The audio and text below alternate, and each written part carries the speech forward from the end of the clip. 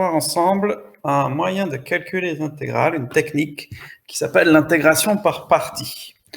Alors, c'est une méthode qui permet, dans certains cas, de calculer l'intégrale et qui peut être très efficace pour nous débloquer dans certains calculs d'intégrale. Alors, je vous énonce le théorème, la propriété. Donc, la formule d'intégration par partie, on considère deux fonctions u et v qui sont définies et dérivables sur un intervalle AB, avec A strictement inférieur à B. On suppose de plus que les dérivés u' et v' sont continus sur AB. Alors, l'intégrale de A à B de u fois v' est égale à u fois v pris entre A et B, moins l'intégrale de A à B de u'v. Alors, on va voir que cette formule d'intégration par partie, qui paraît un petit peu compliquée comme ça, vous allez voir dans la pratique, c'est pas si compliqué que ça, et surtout, essentiellement, cette formule, c'est la dérivée d'un produit. Donc, vous avez la démonstration.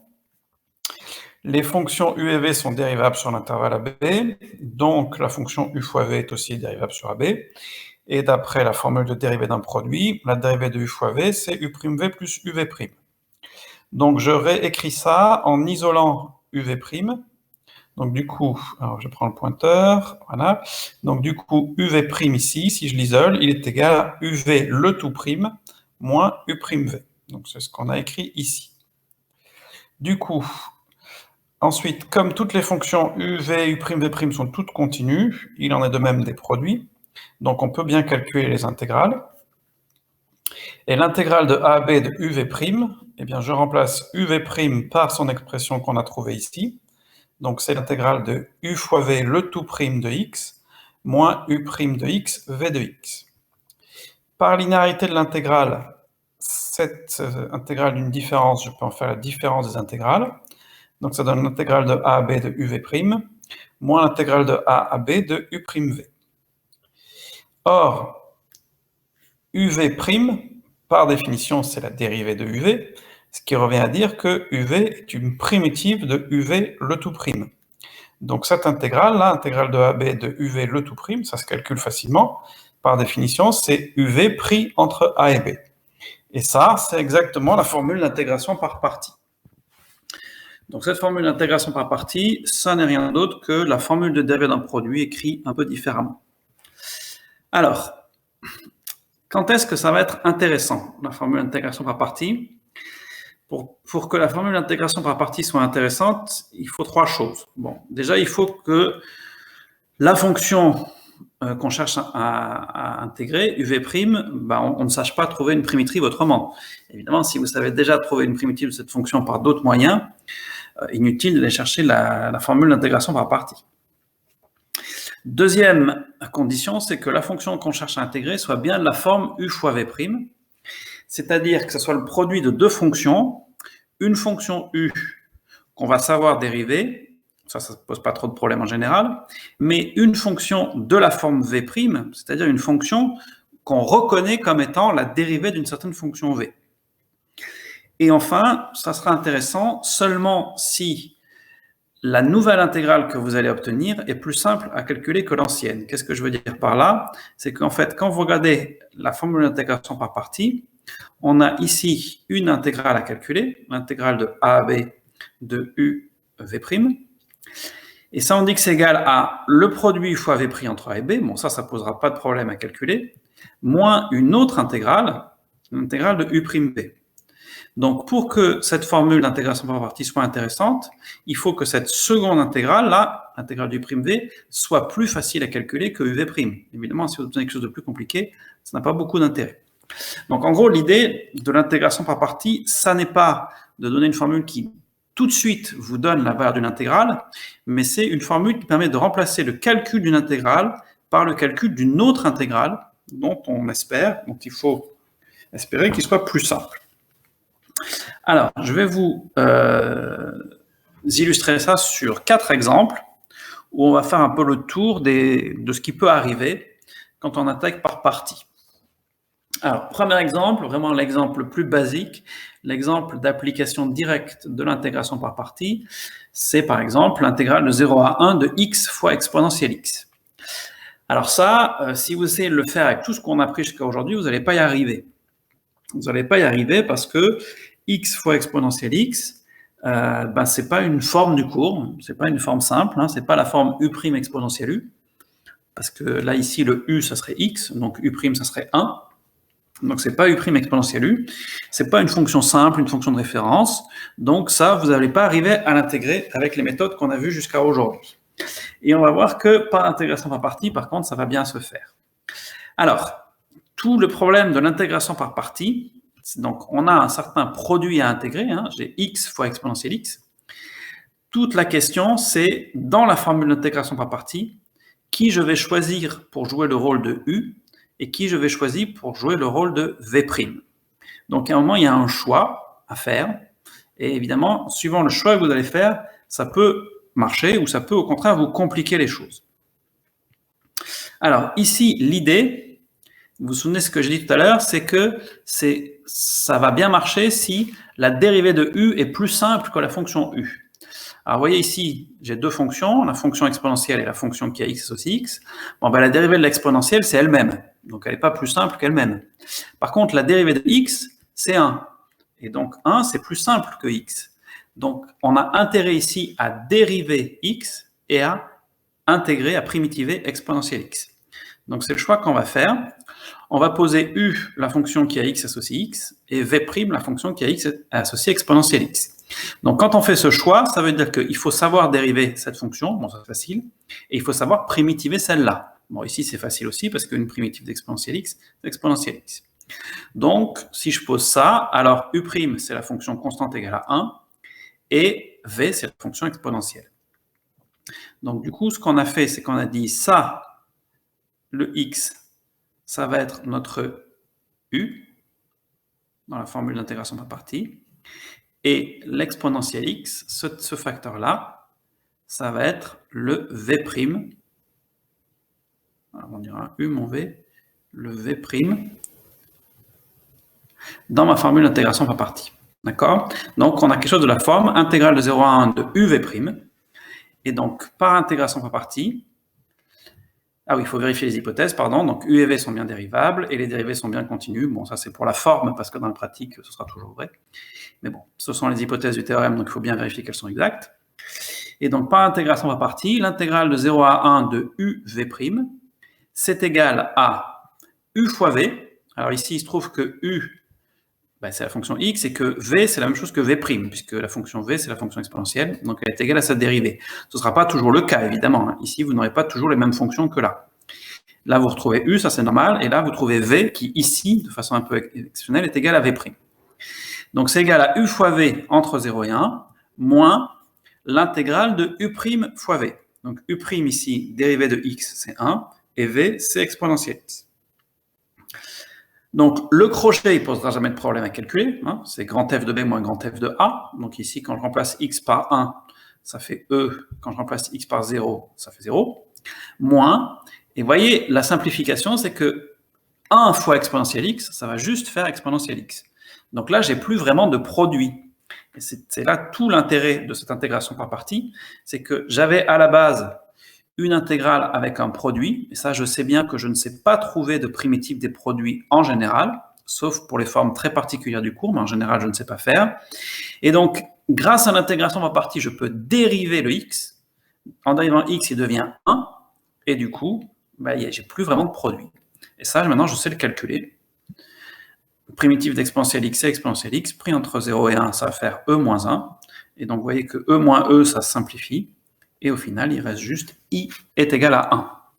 Donc voilà un exemple vraiment archétypique d'intégration par partie, où j'ai un produit à intégrer, je ne sais pas le faire, mais je vois que si je dérive l'un des deux facteurs, j'obtiens quelque chose de beaucoup plus simple. Donc c'est ce que je vais faire, et ça me permet de me ramener à une autre intégrale, qui est une intégrale que je sais calculer. Et donc je trouve la réponse. Est-ce qu'il y a des questions sur ce premier exemple ? Non? Ok. Alors, deuxième exemple, un peu moins évident. Enfin, vous allez voir, le calcul n'est pas beaucoup plus simple, mais c'est un peu plus astucieux. On va utiliser l'intégration par partie pour trouver une primitive de la fonction logarithme népérien sur l'intervalle 0 plus l'infini. Si vous regardez un peu votre cours, on n'a jamais donné de primitive de la fonction ln. On sait que sa dérivée, c'est la fonction inverse, c'est 1 sur x, mais une primitive de ln, c'est pas dans les tableaux. Alors, je vais vous montrer comment on peut utiliser l'intégration par partie pour répondre à cette question. Alors, par le théorème fondamental du cours, le théorème 9 du cours, on sait que comme la fonction ln, c'est une fonction qui est continue sur 0 plus l'infini, elle admet des primitives, et même plus précisément, je sais que l'unique primitive de ln qui s'annule en 1, c'est la fonction grand F qui à x associe intégrale de 1 à x de ln de t dt. Donc, chercher une primitive, ça peut se ramener à calculer une intégrale. Donc, voilà ce qu'on va faire. On va se donner un x strictement positif, et on va essayer de calculer grand F de x, donc grand F de x c'est ça, en intégrant par partie. Et alors là, vous devriez vous étonner que je veuille intégrer ça par partie. Pourquoi? En quoi est-ce que c'est étonnant? Oui, exactement, il n'y a pas de produit là-dedans. Je vous ai dit que l'intégration par partie, c'est quand on a un truc de la forme u fois v'. Or là, je n'ai pas de produit. Alors, on va faire apparaître artificiellement un produit simplement en disant que ln de x, c'est ln de x, enfin ln de t, pardon, c'est ln de t fois 1. Alors pourquoi est-ce que ça c'est une bonne idée? Pourquoi est-ce que c'est intelligent? Simplement parce que ln de t, c'est une fonction qu'on ne connaît pas très bien au fond. On l'a définie à partir de l'exponentielle, on a donné quelques-unes de ses propriétés, enfin la plupart de ses propriétés, mais en tant que fonction, que vaut ln de 2, que vaut ln de 10, on n'en sait pas grand-chose. Par contre, elle a une propriété extrêmement intéressante, c'est que sa dérivée est beaucoup plus simple qu'elle. La dérivée de ln, c'est 1 sur t. Et ça, 1 sur t, c'est beaucoup plus simple. Donc l'idée ici, ça va être de dire, je vais écrire ln de t comme ln de t fois 1, avec l'idée, cette fois-ci, de dériver ln, toujours la même idée, hein. Ln est plus compliqué que sa dérivée, donc j'ai intérêt à la dériver en intégrant par partie. Et 1, une primitive de 1, c'est facile, c'est t, ça on sait faire. Donc, vous voyez, là, c'est un peu astucieux, cette idée de rajouter un fois 1. Bon, on fait souvent ça quand il y a des ln qui rentrent en jeu. Vous verrez ça dans les exercices. Donc, du coup, ma fonction u, ça va être ln de t, et ma fonction v', ça va être la fonction constante égale à 1. Donc, quand je fais le processus inverse, donc je dérive u, ça me donne la fonction inverse, et je primitive v, donc ça donne la fonction qui a t associée t. Et donc, je fais mon intégration par partie, j'ai bien le droit parce que toutes mes fonctions sont bien définies, u et v sont définies dérivables, et leurs dérivées sont continues sur l'intervalle 1e, hein, 1x, pardon, puisqu'on exclut 0, hein, je vous rappelle que x est strictement positif, donc 0 n'est pas dans l'intervalle, donc la fonction 1 sur t est bien continue. Et donc en intégrant par partie, donc ça c'est u, ça c'est v', donc quand je vais intégrer par partie, ça me donne le produit u fois v, donc là je retrouve bien ln, par contre ici, contrairement à tout à l'heure, je ne retrouve pas la même fonction que là, je retrouve sa primitive. Comme ce n'est pas exponentiel, hein, c'est normal que j'ai une autre fonction, c'est la fonction t. Entre 1 et x, moins u'v, donc moins la dérivée de ln qui est 1 sur t, fois v qui est t. Et alors là, c'est vraiment efficace parce que non seulement on s'est débarrassé du ln, mais en plus, vous voyez que ce produit-là, 1 sur t fois t, il donne simplement 1. Donc ça donne une intégrale ultra simple à calculer. Donc le crochet, on prend la valeur en x, ça fait ln de x fois x, moins la valeur en 1, ça fait ln de 1, moins l'intégrale de 1 à x de 1 dt. Donc ça donne une intégrale super simple à calculer, intégrale d'une fonction constante. Donc là, ici, le ln de 1, il disparaît puisqu'il vaut 0, il reste juste x ln de x, et puis là, une fonction constante, on sait que ça fait la constante fois b-a, donc ici, 1 fois b-a. Donc voilà, une primitive de la fonction ln sur 0 plus l'infini, c'est la primitive qui s'annule en 1, c'est la fonction qui a x associé x ln de x moins x plus 1. Alors, petite remarque au passage, en fait, le plus 1, ça sert à ce que ce soit la primitive qui s'annule en 1, mais en fait, si vous cherchez une primitive de ln, vous pouvez très bien le supprimer, hein, puisqu'on sait qu'une primitive, c'est défini à une constante additive près, donc je peux toujours enlever le plus 1, c'est pas ça qui change la dérivée. Donc une autre primitive, c'est simplement x ln de x moins x. Donc voilà une primitive de la fonction ln sur l'intervalle 0 plus l'infini. Des questions sur ce deuxième exemple?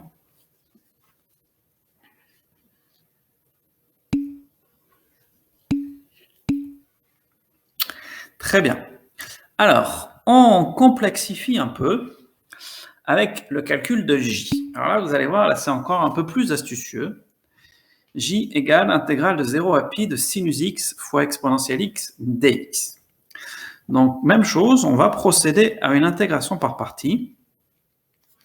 Alors ici, fondamentalement, le choix n'est pas très important. Vous pourriez prendre u égale sinus, v' égale l'exponentielle ou le contraire. Pour la méthode qu'on va utiliser, ça va faire la même chose. Alors moi, je vais prendre u égale sinus, v' égale exponentielle, mais ici, c'est pas très important l'ordre. En général, c'est très important, mais ici, il se trouve qu'elle joue un rôle un peu symétrique. Donc, on va intégrer par partie en prenant u égale la fonction sinus et v' égale la fonction exponentielle. Du coup, u' dérivé de sinus, c'est cosinus, et v, primitive d'exponentielle, c'est exponentielle. Donc, ces fonctions sont bien dérivables, u et v, leurs dérivées sont bien continues sur 0 pi, je peux bien faire mon intégration par partie. Donc, l'intégrale entre 0 et pi de u fois v', ça va être égal à u fois v, donc encore une fois ici, comme v et v' sont égales, vous retrouvez la même chose, entre 0 et pi, moins l'intégrale de u' fois v. Donc, u' c'est cosinus, v c'est exponentielle.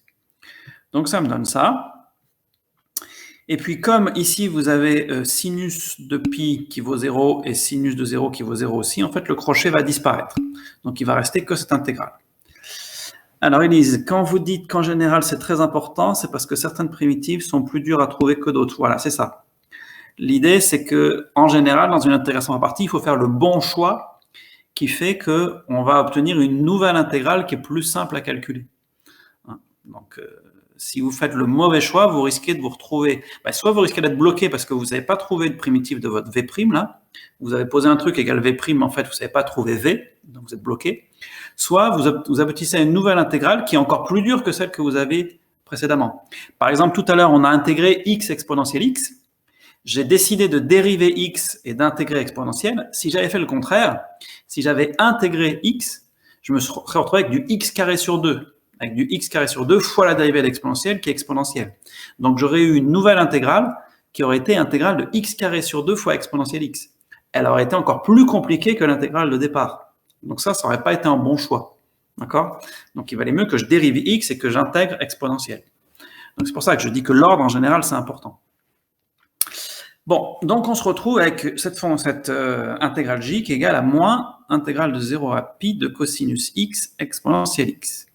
Problème, c'est que cette intégrale-là, elle n'est pas plus simple que celle-là. Hein. C'est quasiment les mêmes, on a remplacé sinus par cosinus, mais fondamentalement, l'une n'est pas beaucoup plus simple que l'autre.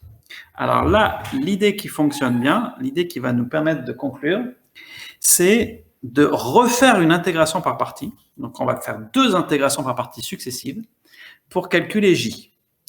Donc je recommence. Alors par contre, quand vous faites des intégrations par partie successives, il faut toujours continuer à dériver la fonction que vous avez commencé à dériver et continuer à intégrer la fonction que vous avez commencé à intégrer.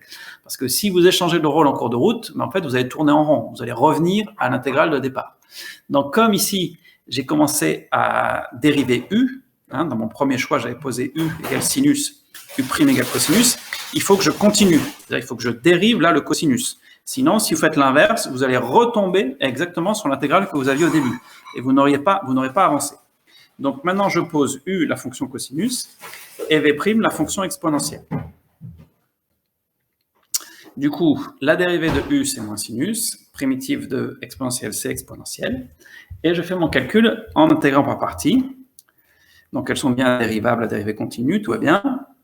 Donc je regarde, alors là j'ai mis le moins de côté pour l'instant, le moins qui est là, pour l'instant je l'oublie, je calcule juste cette intégrale.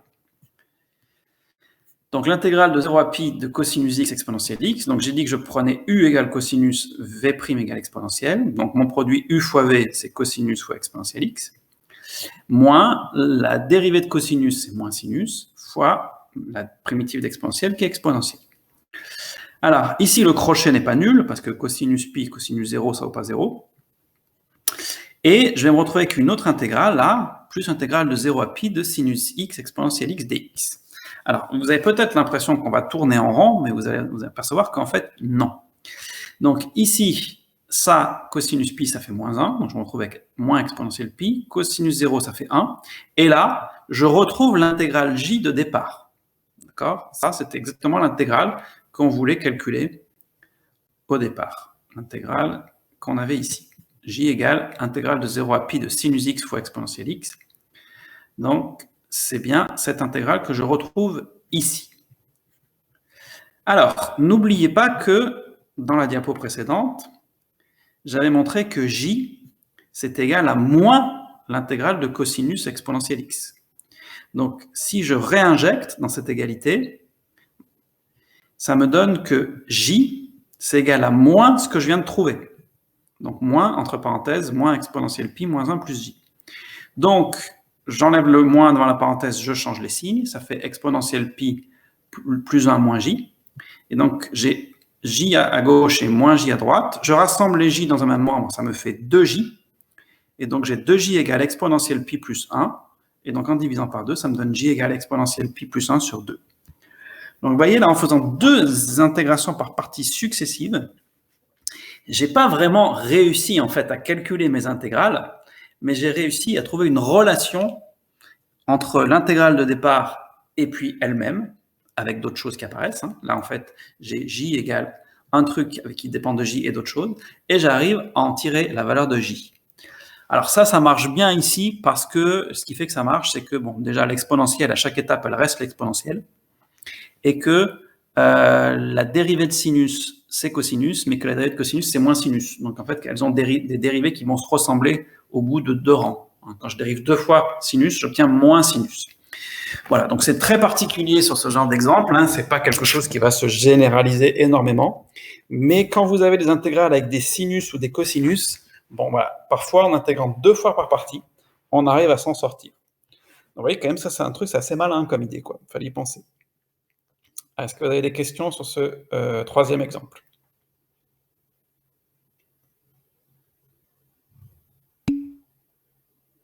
Non? Pas de questions?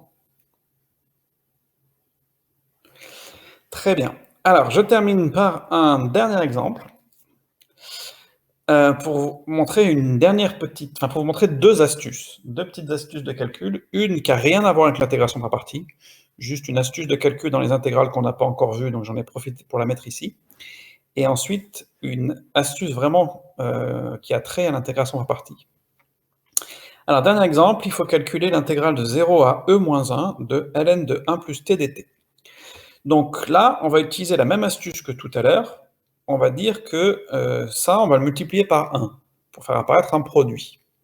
Toujours dans l'idée de se dire que ln, sa dérivée est plus simple qu'elle-même. Donc quand j'ai du calcul intégral avec du ln, si je peux le dériver en intégral par partie, enfin pas toujours, mais j'ai très souvent intérêt à le faire. Donc c'est ce qu'on va faire ici. On pose u, la fonction qui est aussi ln de 1 plus t, et v', la fonction constante égale à 1. Du coup, ça veut dire que u', c'est la dérivée de ln de 1 plus t. Donc ça, c'est une forme ln de u. ln de u, ça se dérive en u' sur u. Bon, il se trouve que u' ici vaut 1. Donc ça vous fait 1 sur 1 plus t. Et puis, primitive de la constante égale à 1, c'est t. Tout va bien, les fonctions u et v sont bien dérivables, leurs dérivées sont bien continues, donc je peux faire mon intégration par partie. Ça me donne le produit u fois v, donc ln de 1 plus t fois t, pris entre 0 et e-1, moins l'intégrale de 0 à e-1 de u' fois v. Donc voilà ma fonction u' qui est ici, ma fonction v qui est là. Le crochet, bon, il se calcule sans problème, je remplace t par e-1, donc vous voyez que là, il y a les 1-1 qui vont s'enlever, donc il va rester ln de e, pardon, qui va faire 1, donc il va juste rester le e-1, et puis en 0, le ln de 1 plus t va devenir ln de 1, qui est nul, de toute façon, on le multiplie par 0, donc tout ça, ça va partir, et il va rester la deuxième intégrale, intégrale de 0 à e-1 de t sur 1 plus t. Donc là, je crois que j'ai mis après, voilà. Donc j'arrive à ça. Alors, question maintenant, est-ce qu'on a bien fait de faire ça? Parce que comment calculer cette intégrale? Hein, je vous ai dit que le but, quand on faisait une intégration par partie, c'était de remplacer une intégrale par une intégrale plus simple. Donc, est-ce que cette intégrale-là est vraiment plus simple que celle de départ? Alors, ça, c'est pas une forme du cours, hein. C'est pas u' sur u, c'est pas u' sur u puissance n, c'est pas une fonction qu'on connaît. Donc ça, a priori, on ne sait pas trop comment s'y prendre pour le calcul, pour l'intégrer, pour le primitiver. Alors c'est là que je vous montre une astuce que vous pouvez utiliser à chaque fois que vous avez un numérateur qui est presque égal au dénominateur, il manque juste une constante. Vous voyez que là, pour que le numérateur soit égal au dénominateur, il faudrait qu'on ait un plus 1. Eh bien, on va le rajouter, ce plus 1. Voilà l'astuce, ça consiste à rajouter le 1, et puis bien sûr, puisqu'on a rajouté 1, il faut l'enlever pour que ça reste égal, à t. Donc je vais faire plus 1 moins 1 au numérateur, ce qui évidemment ne fait rien, ne change rien. Mais l'intérêt de ça, c'est que du coup, je vais pouvoir séparer ça en deux. Donc je mets t plus 1 d'un côté, et je mets le moins 1 de l'autre. Et là, t plus 1 sur 1 plus t, ben ça fait 1. Donc ça donne quelque chose d'extrêmement simple. Et l'avantage, c'est que maintenant, 1 sur 1 plus t, ça, c'est une formule u' sur u. U' sur u, je sais le calculer, je sais le primitiver. Donc 1, je sais primitiver, 1 sur 1 plus t, je sais primitiver, donc je sais primitiver cette différence. Primitive de 1, c'est t, primitive de 1 sur 1 plus t, c'est ln de 1 plus t. Donc ça, je sais calculer. Donc vous voyez cette idée-là à retenir, hein. Quand vous avez déjà ce genre de truc-là, vous avez un numérateur qui est presque égal au dénominateur, il nous manque juste à ajouter un petit truc, eh ben, je ne vous dis pas que ça marche dans 100% des cas, mais ça marche quand même assez souvent, c'est une astuce à retenir. On ajoute, on enlève ce qui nous manque, et on sépare en deux. Donc ça donne ça, et après il n'y a plus qu'à terminer les calculs. Donc L, alors n'oubliez pas, il y avait le terme en E-1, hein. Ah non, c'est pas L, ça. Ah si, pardon, non, c'est L. C'est L, oui, c'est L. Donc je remplace T par E-K. Oui, ok, donc ça fait E-1, pardon. Donc ça fait E-1, moins ln de 1 plus E-1, tout va bien, moins la valeur en 0. En 0, le T, il est nul. Le 1 plus T vaut 1. Donc ln de 1, ça va disparaître. Ça vaut 0. Là, ça fait ln de E qui vaut 1. Donc finalement, il reste E-1 moins 1. Donc il reste E-2. Et ça, on le réinjecte dans le calcul de K. K, on avait dit que c'était E-1 moins la valeur de L. Donc ça fait E-1 moins E-2. Finalement, ça fait K égale à 1. Donc voilà comment on peut s'en sortir. Maintenant, pour terminer, je vais vous montrer comment, en fait, on aurait pu être un peu plus malin. Parce que ce qui aurait pu nous bloquer, c'est qu'on aurait pu rester bloqué ici. Alors, comment est-ce qu'on aurait pu contourner ce problème? Donc, on aurait pu être plus malin dans l'intégration par partie. En fait, dans l'intégration par partie, vous avez deux choix successifs.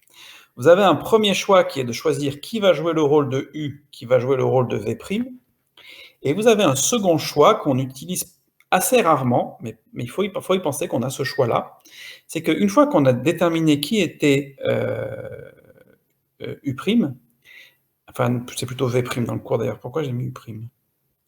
Enfin, ça change rien, mais qu'est-ce que j'avais mis au-dessus?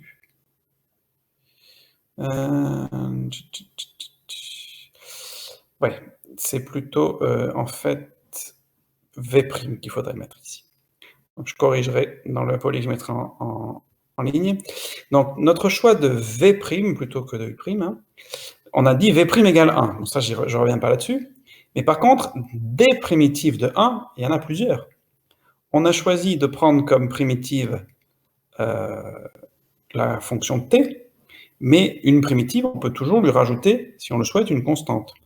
Donc plutôt que de choisir comme primitive de la fonction constante égale à 1 la fonction égale à t, j'aurais pu prendre, donc là c'est v, hein, c'est pas u, c'est v.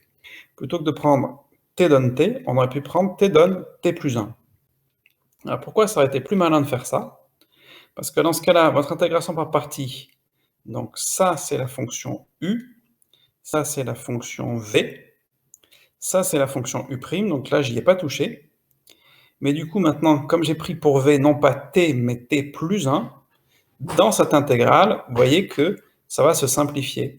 Alors qu'avec le choix tout à l'heure de prendre juste t, on obtenait t sur 1 plus t, on était un peu bloqué. Alors que là, en prenant t plus 1, eh bien, on a tout de suite quelque chose qui se simplifie, puisqu'on obtient l'intégrale de 1, et après on n'a plus qu'à finir les calculs, et on obtient évidemment la même chose, à savoir que k est égal à 1. Donc ça aussi, c'est pas forcément quelque chose que vous utiliserez très souvent, mais pensez-y quand même, qui est qu'au moment où vous posez u et v', eh bien vous allez devoir prendre une primitive de v', une fonction v telle que v' soit la fonction qui vous intéresse, eh bien vous pouvez toujours la choisir à une constante près. Donc si ça vous arrange, vous pouvez toujours ajouter une constante qui permettra de faciliter le calcul. Donc voilà pour ces 4 exemples qui vous donnent un petit peu un panel des possibilités qu'on peut faire avec l'intégration par partie. Donc, premier exemple, c'était juste application directe. Deuxième exemple, c'était l'idée, j'ai pas un produit, mais je peux toujours faire x1 pour faire apparaître un produit. Troisième exemple, c'était l'idée de faire des intégrations par parties successives. Et quatrième exemple, c'était de dire, je peux jouer sur la primitive que je vais prendre. Quand j'ai fixé v', eh bien mon v, je peux toujours le définir à une constante additive près. Donc voilà les 4 cas d'utilisation. Alors, est-ce que vous avez des questions sur tout ça?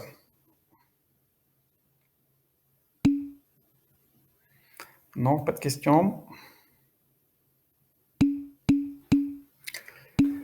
Très bien. Donc là, je vais vous mettre en ligne, comme d'habitude, le diaporama et puis une version A4 standard. Et puis, je vais vous mettre aussi... Donc, j'ai mis hier déjà, je crois, les corrigés des exercices. Je vais vous mettre une feuille d'exercice sur l'intégration par partie pour vous entraîner. Vous n'aurez pas tout à faire tout, mais je vais vous donner quelques exercices à faire dessus. Voilà, bon, sachant que on a cours jusqu'au 4 juillet, donc on a du temps.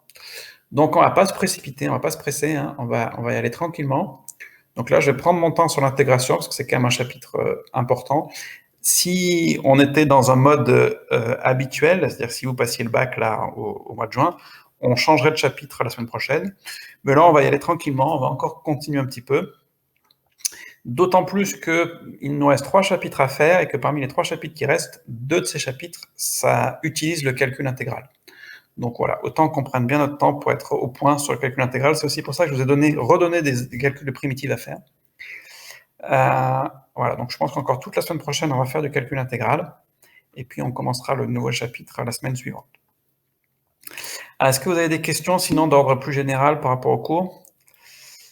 Alors, pouvez-vous nous faire le DM? Oui, vous pouvez faire le DM à 2, pas de problème. Hein. Bah, le DM, oui, moi j'aimerais que maximum de personnes me l'envoient. Maintenant, je vais pas les noter, hein, je veux dire, de toute façon, les notes qu'on vous donne là, elles comptent pas, donc je vois pas trop l'intérêt de les noter. Maintenant, faites-le, parce qu'il y a quand même un espoir qu'on reprenne les cours, je sais pas sous quelle forme, mais qu'on reprenne les cours. Et si jamais on reprend les cours, on va se remettre à faire des devoirs et ça vous entraînera. Donc faites-le, oui, faites-le. Disons que je ne vais pas vous pénaliser si vous ne le faites pas, je ne vais pas vous mettre 0 si vous ne me le rendez pas. De toute façon, ça ne compterait pas, donc ça n'a pas de sens. Mais si vous pouvez me le rendre, c'est mieux. Après, vous pouvez le faire à 2.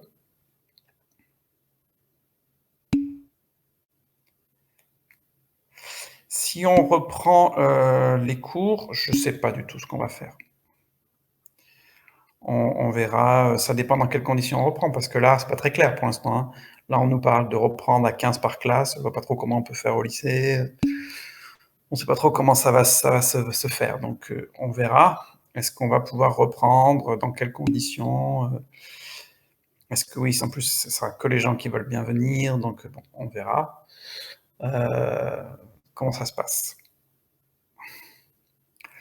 Oui, moi je ne comprends pas comment c'est possible, mais bon, on va attendre. Mais disons que ça, c'est pour à partir du 11 mai. Mais donc, entre le 11 mai et le 4 juillet, il y a un peu de temps. Donc peut-être qu'on peut imaginer qu'au mois de juin, on reprenne sous une forme plus normale, surtout si jamais le virus perd de la virulence et puis qu'il y a moins de gens qui sont atteints. Oui, pour les lycéens, on reprendrait même après le 11, c'est vrai.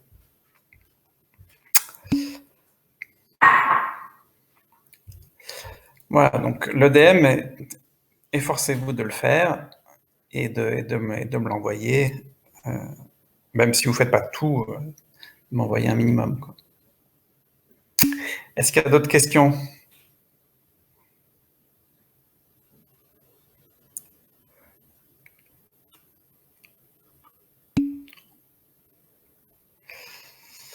Bah oui, le 4 juillet, c'est un samedi, mais et alors quel est le problème? Les cours, ça va du lundi au samedi, les cours, Jeanne, non? Bah oui, théoriquement, vous auriez cours le samedi, oui. Oh non, je pense pas que vous auriez un DST le 4 juillet, donc je vois pas trop l'intérêt.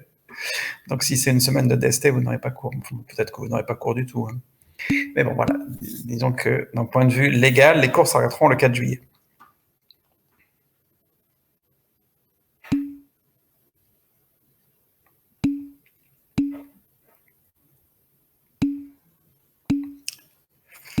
Est-ce qu'il y aura des DST si vous reprenez? J'en sais rien du tout. On va voir comment les choses se passent. Ça va être un peu compliqué, je ne sais pas du tout.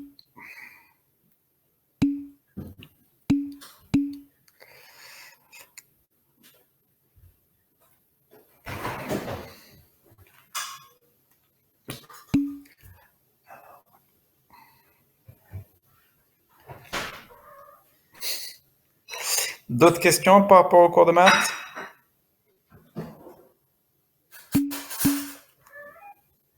Non? Non, c'est bon. Bon, je vous laisse un petit peu réfléchir sur cette histoire d'intégration par partie. Vous allez voir, c'est quand même intéressant. Ça permet de calculer des intégrales un peu plus compliquées que ce qu'on a fait. Et on s'en resservira d'ailleurs dans le prochain chapitre. À un moment, on aura un calcul d'intégrale à faire qu'on fera en intégrant par partie. Donc voilà. Bon. Donc, s'il n'y a pas de questions, je vais vous laisser. Je vous